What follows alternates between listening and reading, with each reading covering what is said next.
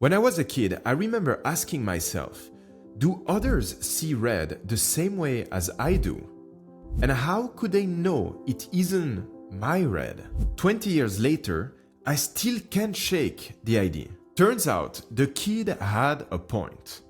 Our brain interprets reality in surprising and very personal ways. In this episode, we will uncover how our brain shapes our perception of reality, how we might literally see the world differently from others, and how we can navigate disagreements knowing that. By the end, you will understand how assumptions shape the way we hear, that we see, and we believe. My name is Kevin, and I have too many interests, not enough time, and a drive to understand the world better. When Descartes questioned if we could really trust our senses, it wasn't only philosophical. Modern research shows that he was onto something. What you see or hear might be totally different than what someone else's perceive, even if the input is the same.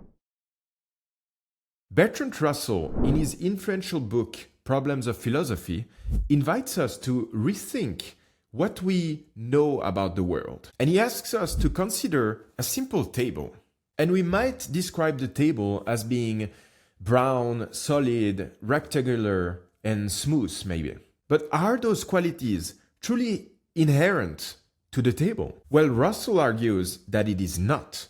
It is simply what our senses are saying it is. But in reality, the table is absolutely different than this. For example, the table appears brown when you look at it. But change the lighting, put some red lights, for example, and the color of the table changes as well. So is the table brown or is it red? And it is the same for the shape of the table. Maybe it looks rectangular from one point of view, but if you change the angle, it might look trapezoidal. And what about the smoothness of a table? You might say that the table is smooth when you touch it, but take a microscope and you will realize that it is not smooth at all. So what is a table? Well, this shows that our perception is not reality itself, but a reconstruction from our brain of it. Honestly, the first time I read that, I was absolutely mind blown. And I hope that you are now, and if not, pause and think about what I just said. And that applies for objects and tables, but also imagine complex discussions and concepts that someone is trying to communicate. Our brain reconstructing this information might change it fundamentally from what it is actually. And by understanding this gap between reality and perception, we are able to approach conflicts with humility and curiosity rather than our strong opinions. Take a look at this picture. Which color do you see? Is it black and blue or gold and white? If you remember, in 2015, this dress sparked a huge viral debate because some people saw it one color and others the other colors. And the disagreement arose because of the lighting conditions, which were a bit ambiguous. And since it was ambiguous, our brain had to make certain assumptions to try to understand what type of light source was there. If your brain assumed that the dress was in shadow, he saw it black and blue.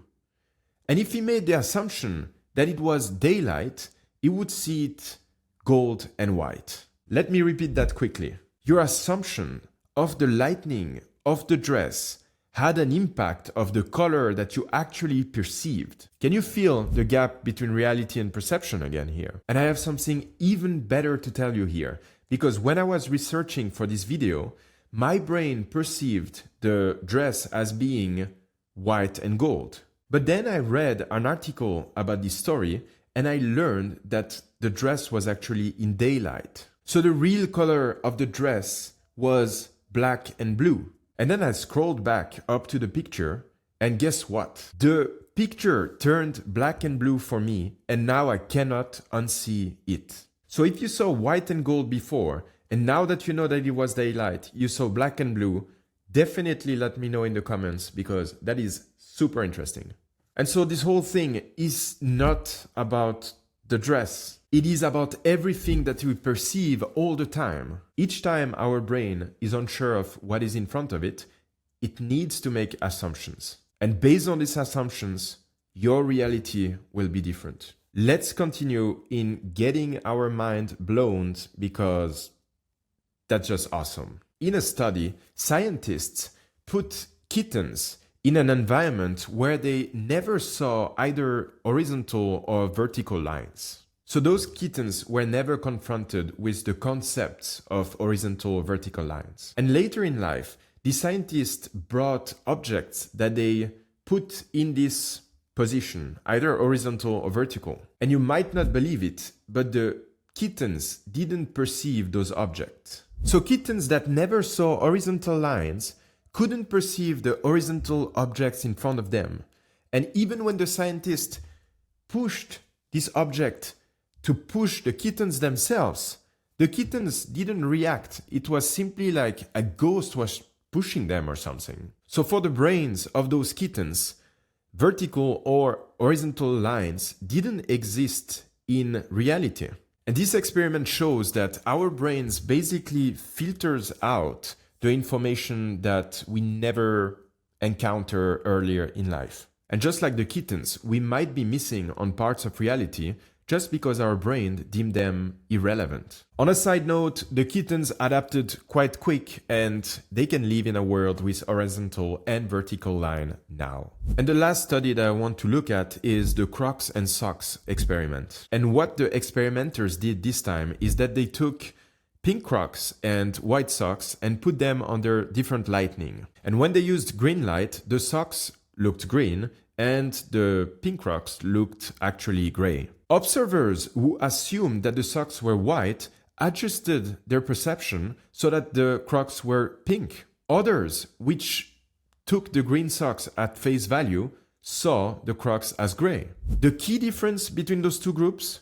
Prior experience. For older people, socks are never green. They're white. And so the brain, knowing that the socks were white, adapted the picture and showed the pink Crocs. Younger people, however, are used to see green socks. So in their case, they didn't adapt and they saw the gray Crocs. And so how does this thing work? Well, a psychologist called Pascal Wallisch created a framework which is called the SURFPAD to help us out understanding what's in action right now. And in simple terms, what is found out is that our perception is not just the raw information of the world coming into our brain and that is what we perceive.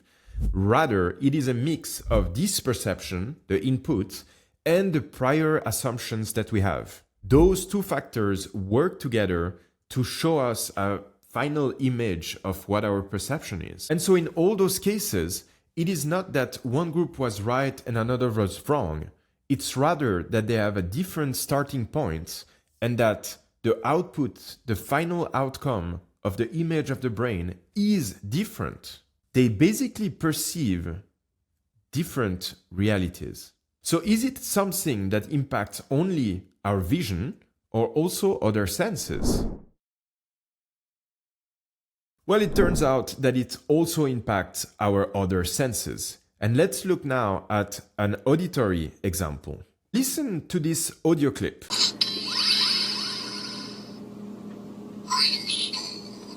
Now listen again, but try to hear the word brainstorm.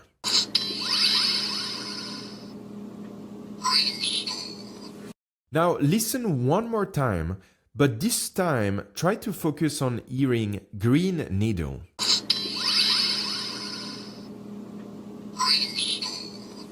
I promise it is the same sound each time, but your brain changes what you hear based on what you're expecting. This means that the world you experience is uniquely yours, and so is everyone else's.